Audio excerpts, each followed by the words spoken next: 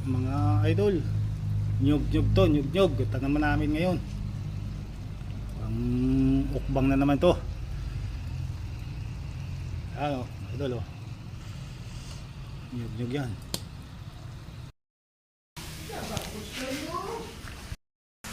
Guys, Yan mga idol, ukbang na tayo, ukbang. bang na tayo guys. Atak, atak! Tak.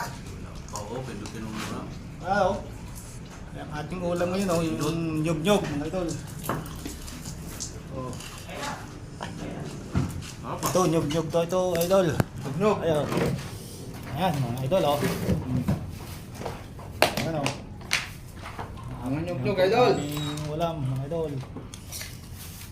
Nyug-nyug oh, isang ano. Sige na, idol, ay atak na, atak! Atak! Nyug-nyug. Sino? Sa distel. Ayaw ng nyug-nyug.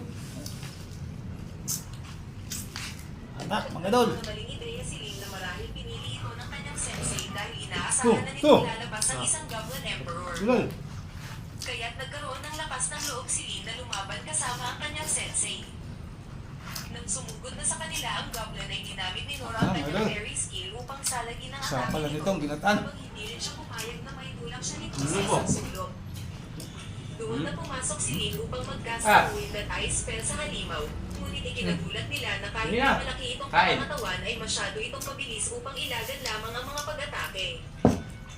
Biglang tumigil ang pangit at bumato ng isang puno kay Lin, ngunit mabilis naman itong sinalag ng kanyang sensei. Subalit muli pa itong bumato ng mas marami pang puno na sunod-sunod namang pinagsasalag ng kita.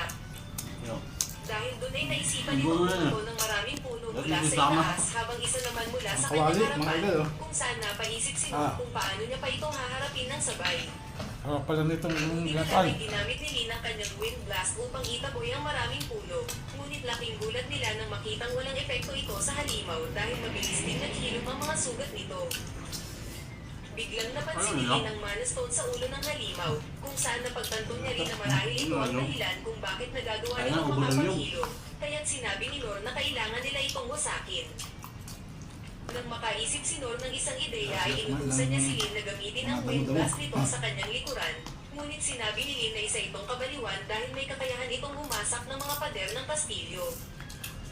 Ngunit sinabi ni Nor na huwag siyang mag-alala dahil gagamitin niya ang kanyang espada upang hindi ito direktang tumama sa kanya dahil ito lamang ang tanging paraan upang mabilis siyang makalapit sa halimaw.